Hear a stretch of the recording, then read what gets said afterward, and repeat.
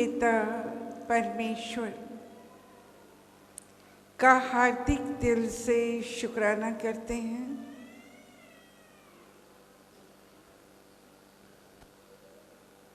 आज ही के दिन हमें 1993 में परम पिता परमेश्वर का साक्षात्कार हुआ।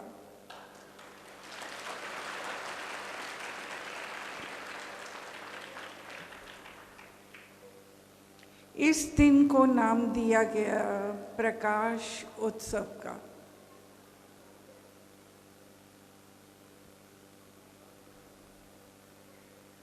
आज परमात्मा की दया मेहर से ही हम प्रकाश उत्सव का पर्व मनाने जा रहे हैं।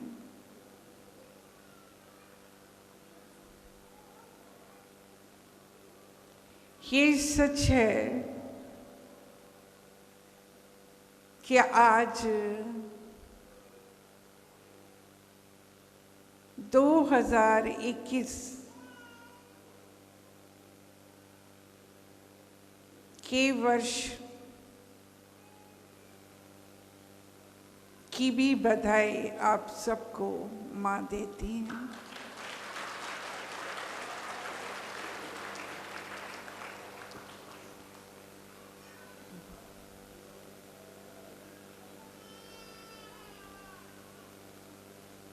ये 2021 सभी के लिए शुभ हो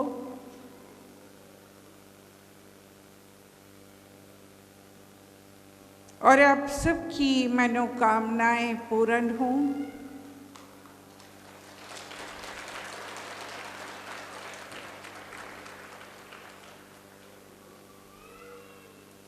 ये आशीर्वाद आप सबके लिए।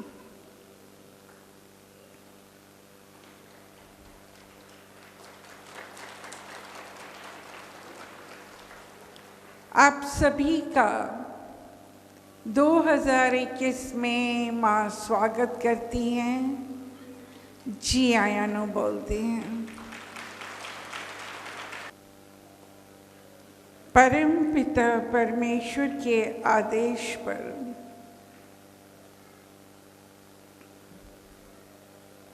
आज का प्रवचन है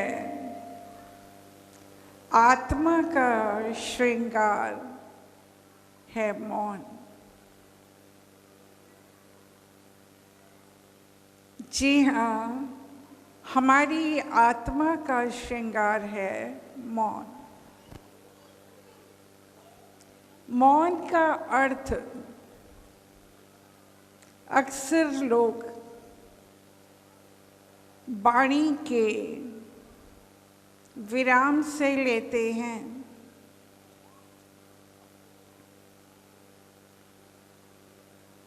परंतु मौन की ये सार गर्भित परिभाषा नहीं है, यानी संपूर्ण परिभाषा नहीं है। यदि मन में विचारों की आंधी चल रही हो, विषय वासना, ईर्ष्या द्वेष आंधी चल रही हो,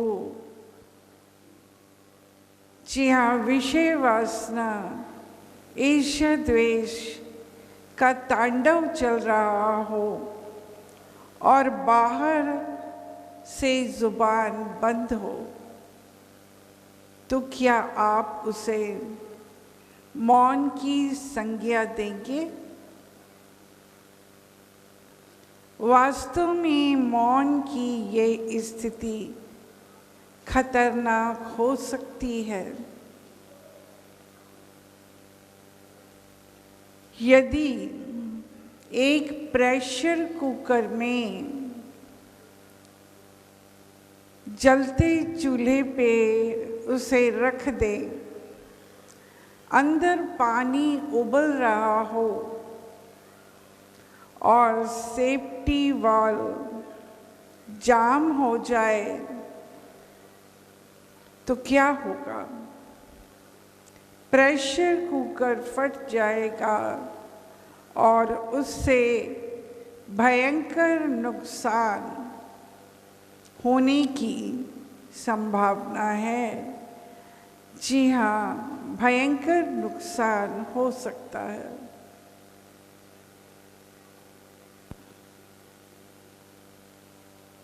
ऐसी ही स्थिति उन व्यक्तियों की होती है जिनके मुंह तो बंद रहता है मगर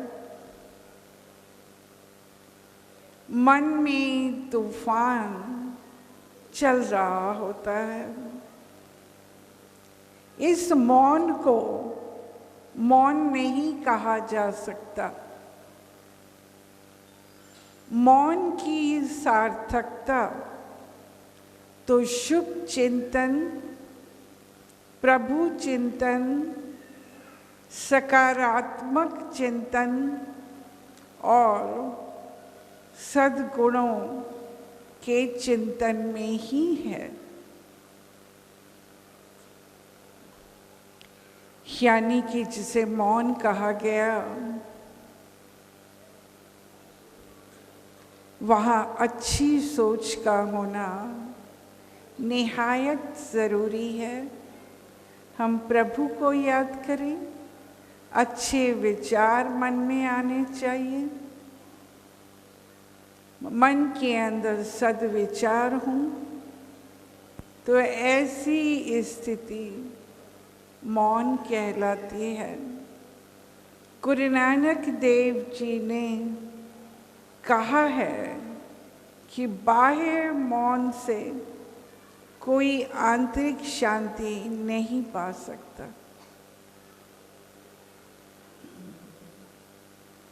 चाहे युगों तक वो मौन क्यों ना रहे,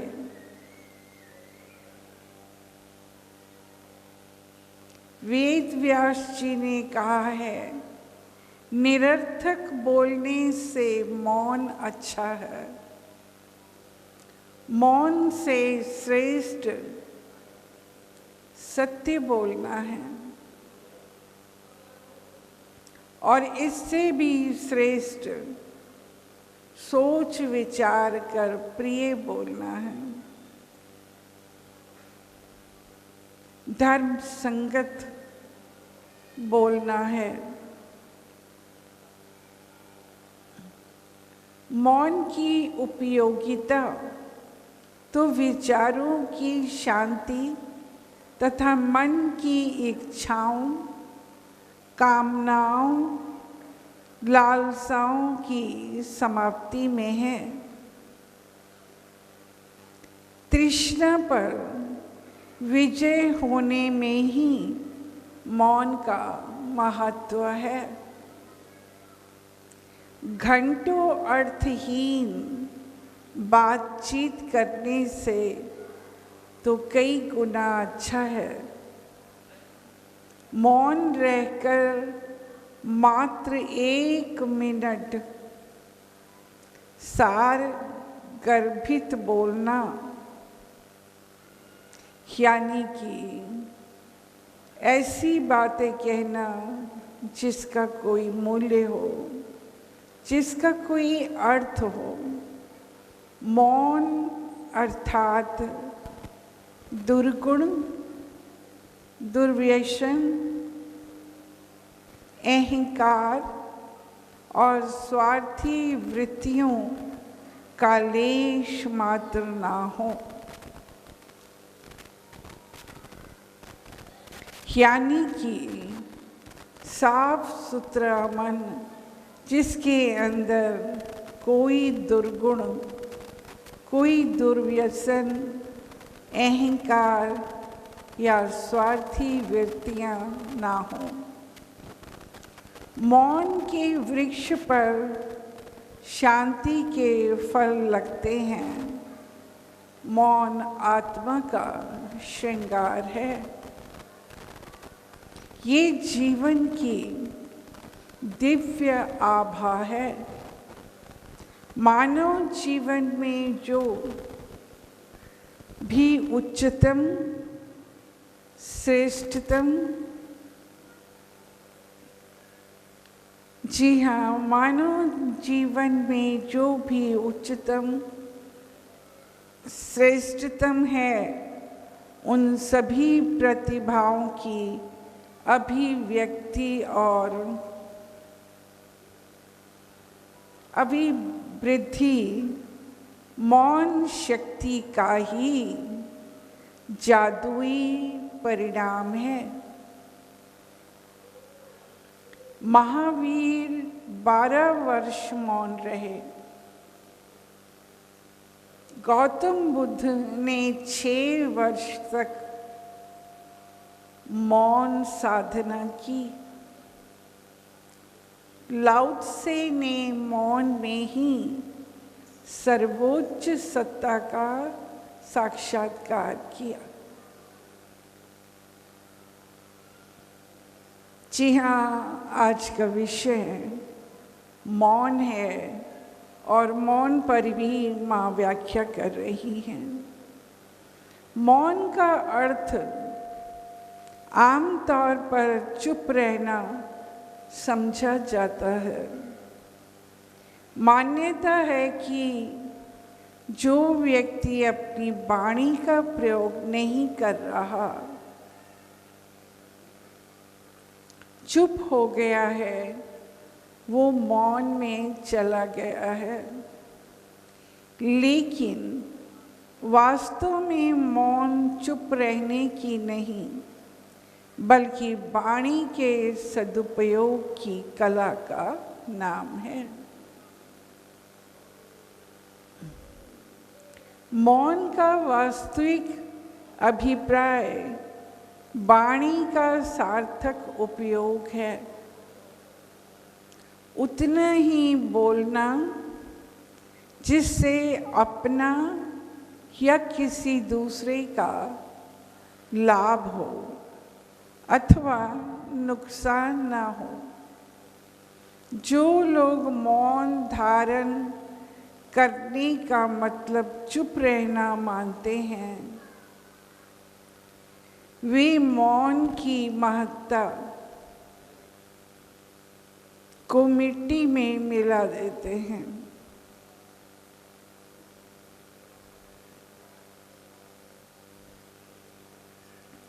मौन का विस्तार केवल वाणी के सदुपयोग तक ही सीमित नहीं है, बल्कि इसका संबंध हमारे मन, बुद्धि और विवेक तक के संयम और नियंत्रण से है। मौन को शांत चित्त और तत्वज्ञानी व्यक्तियों का स्वाभाविक लक्षण माना गया है। मौन को सदा से व्यक्ति के प्रशंसनीय गुणों में स्थान दिया गया है। कम बोलने वाले व्यक्ति को शालीन, संयमी और विश्वास पात्र माना जाता है। मौन से व्यक्ति को मन और वाणी पर नियंत्रण की योग्यता और वाक सिद्धि प्राप्त होती है। ऐसा माना जाता है कि जो व्यक्ति वाणी की सिद्धि प्राप्त कर लेता है, वो अपनी अंतःप्रेरणा से जो बोलता है वो सच हो जाता है।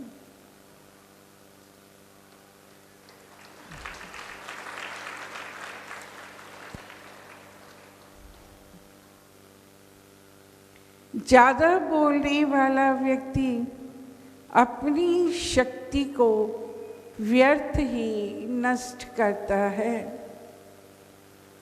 वो वातावरण में ध्वनि प्रदूषण फैलाता है, अपने अलावा दूसरों का समय भी नष्ट करता है। जब हम ऐसा मानते हैं कि मौन चुप रहने की नहीं बल्कि बोलने की कला का नाम है, तो परोक्ष रूप से ये भी सिद्ध हो जाता है कि जिसे आज तक हम बोलना कहते रहे, वास्तव में उसका कुछ ही अंश वाणी का समुचित उपयोग है। शेष सब निरर्थक प्रलाप की श्रेणी में आता है। वाणी के महत्व को ना समझने वाले लोग इसका प्रयोग आम तौर पर समय बिताने, निंदा या चुगली करने, व्यर्थ के विषयों में पर विवाद करने जैसे मूल्यहीन कार्यों में करते हैं। जब कोई आदतवश बोलता है तो समय, स्थान, विषय, व्यक्ति आदि उसके लिए गौण रह जाते हैं। इस प्रकार का प्रलाप व्यक्ति के बोल के मूल्य को शून्य कर देता है। ऐसी स्थिति में बहुत से लोग ऐसे व्यक्तियों से बचकर रहने की चेष्टा करने लगते हैं। ज़्यादा बोलने वाला व्यक्ति अनायास ही झूठ, अपशब्द, चुगली, परनिंदा और चापलूसी जैसे अकार्यों में फंसता जाता है,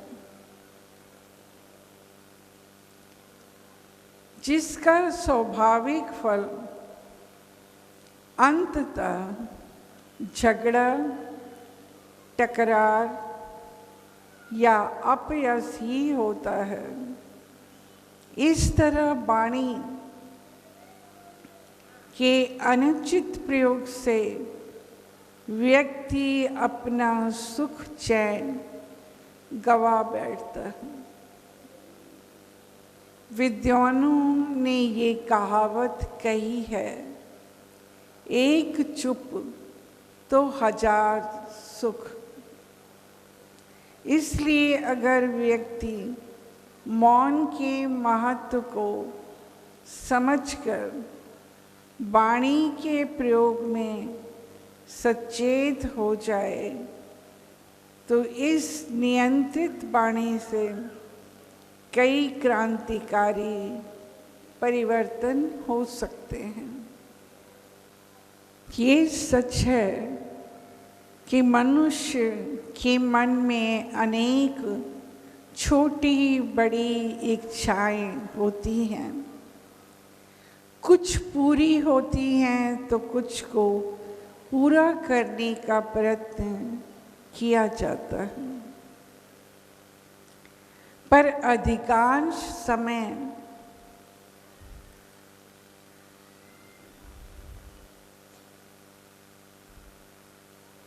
यही निर्धारित नहीं हो पाता कि जो किया जा रहा है वो सही है अथवा नहीं। सही गलत चुनने के चक्कर में जीवन का बहुमूल्य समय यूं ही बीत जाता है। शायद इसीलिए ज़रूरत पड़ती है कि पहले आप खुद के भीतर झांकें, अपना आत्मनिरीक्षण करें, अपनी प्रतिभा, अपने मन की प्रकृति, अपनी विशेषताओं को जाने व पहचाने, अपने आप को अपने ही तर्क की कसौटी पर कसकर आत्मनिरीक्षण करें। आत्मनिरीक्षण एक साधना है जिसके द्वारा व्यक्ति अपने भीतर पहुंचता है, खुद की था लेता है, अपने आप को, अपने चरित्र, अपने गुण अवगुणों को समझने का प्रयत्न करता है। आत्मनिरीक्षण शांत चित्त से करें। जो कमियां हैं आप में उन्हें जानिए और मानिए। यदि आप में इतनी सामर्थ्य नहीं है कि आप खुद अपनी कमियों को मान सकें, तो आपके ज्ञान का मार्ग अवरुद्ध रह जाएगा। सत्य को जानें, उस मार्ग पर चलें, अपनी आत्मा की आवाज़ सुनें। आत्मा जिस प्रयोजन, जिस लक्ष्य अथवा कार्य को स्वीकार करती है, उसी को ध्येय मान लीजिए। अच्छे ध्येय को अपना लक्ष्य बनाएं और आस्था पूर्वक उसकी पूर्ति में लग जाएं।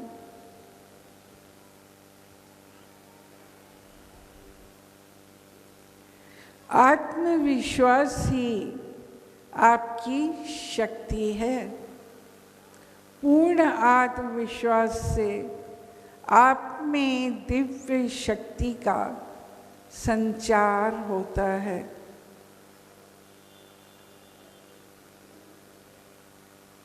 ये चयनात्मक क्रिया बहुमूल्य है। इसको ही निर्णय लेना कहते हैं। आत्मा द्वारा चुना लक्ष्य ही वास्तव में हमारे जीवन की सबसे बड़ी प्रेरणा बन जाती है। जब कभी भी मनुष्य को अपनी शक्तियों का सामर्थ्य का ज्ञान हो जाता है, पथ सहज और सरल हो जाता है। उन्नति के द्वार खुल जाते हैं।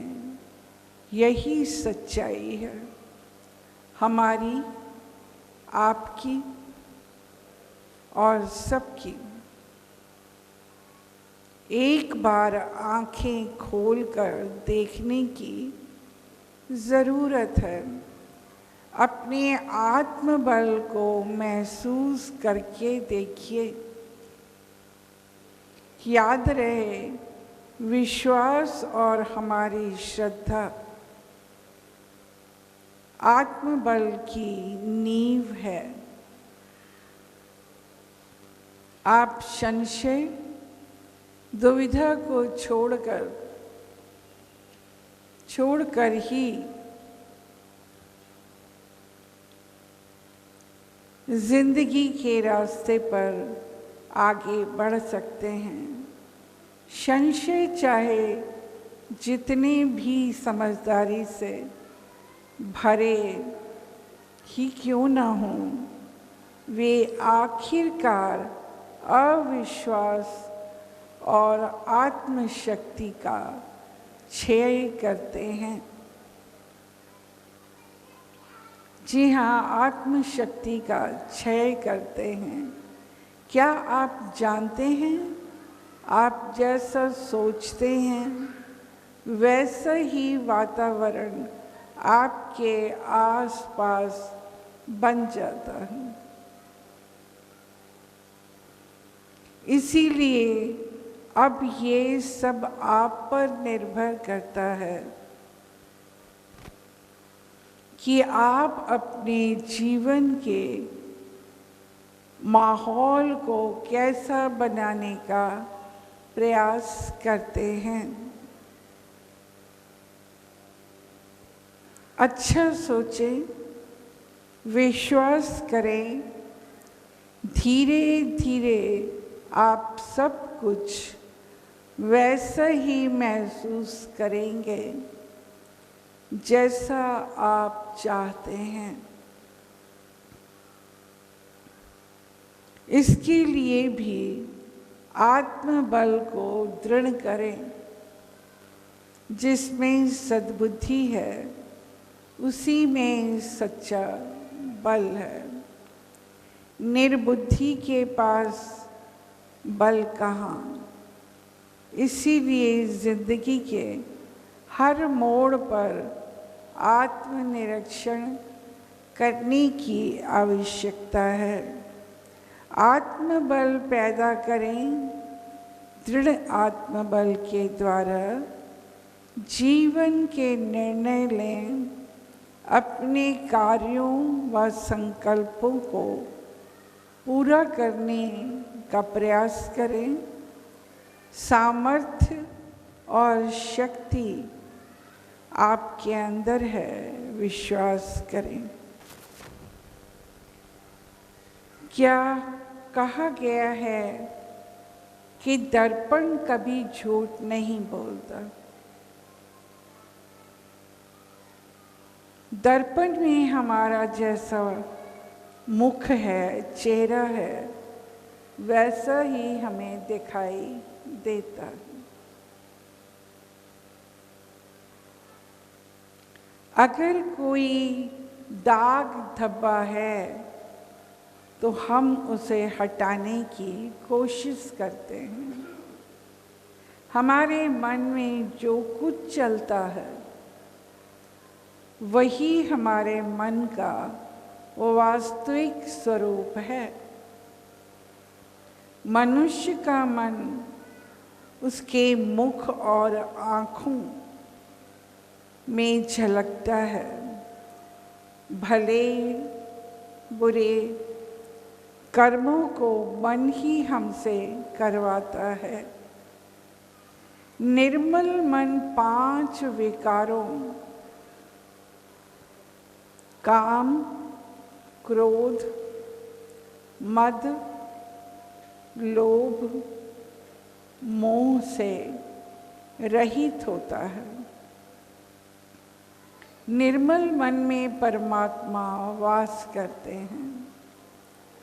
प्रभु प्राप्ति के लिए मन की सहजता, सरलता, सानिग्धता, चित्र की एकाग्रता अति आवश्यक है। अशुभ चिंतन मानसिक दुर्बलता का प्रतीक है। उसके जीवन को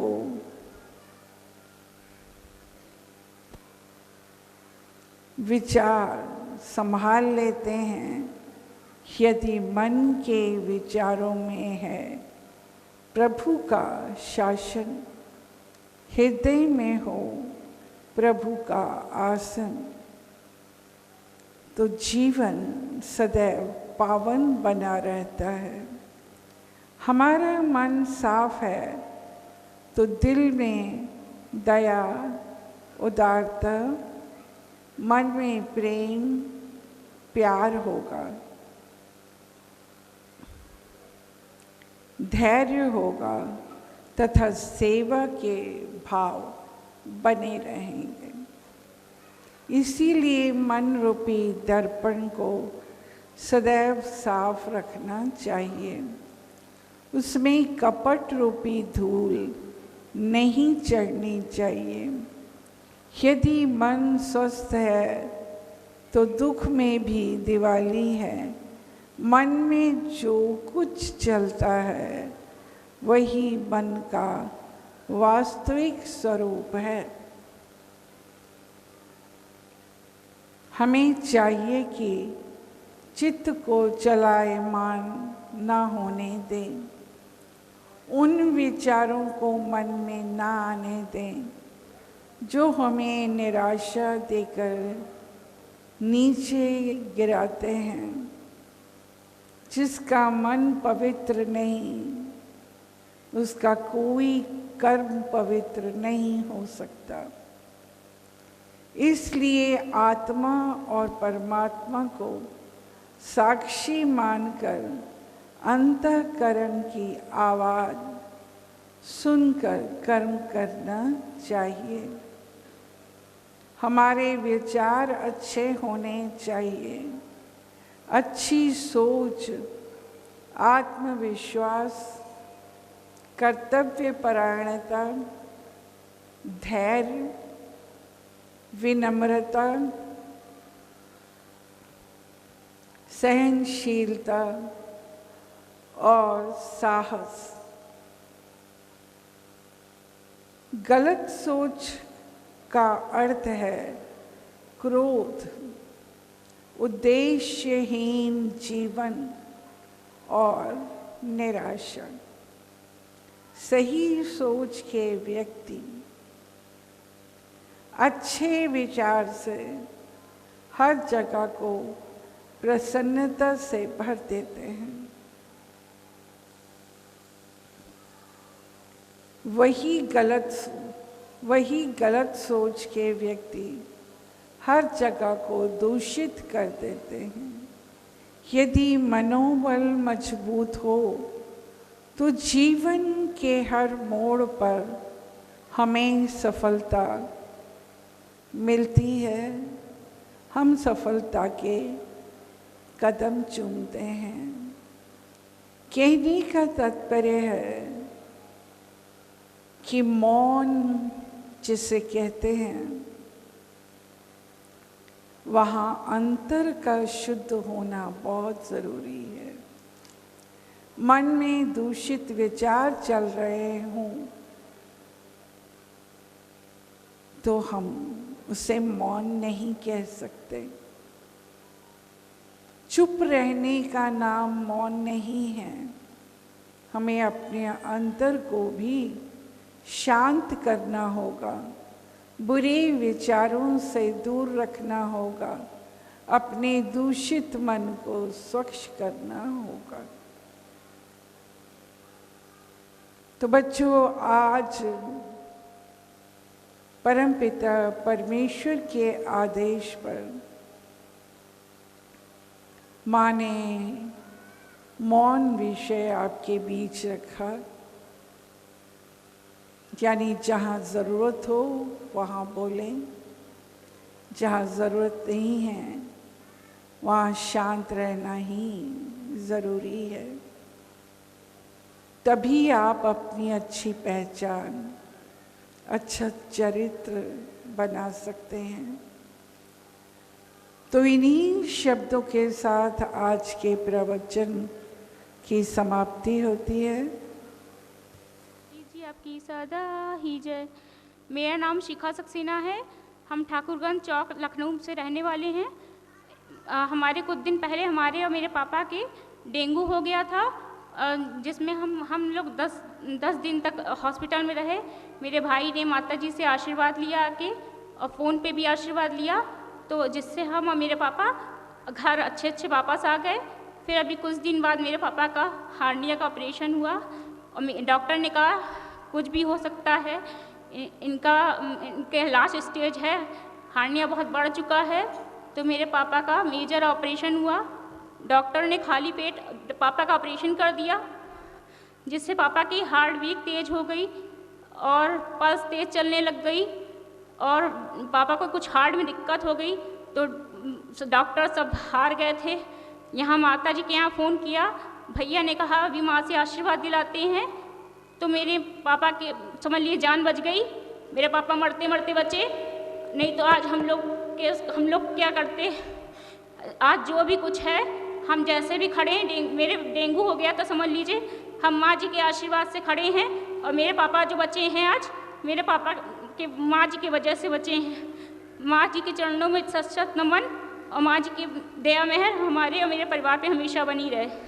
सद्गुरु माँ की जय, परमपिता परमेश्वर की जय।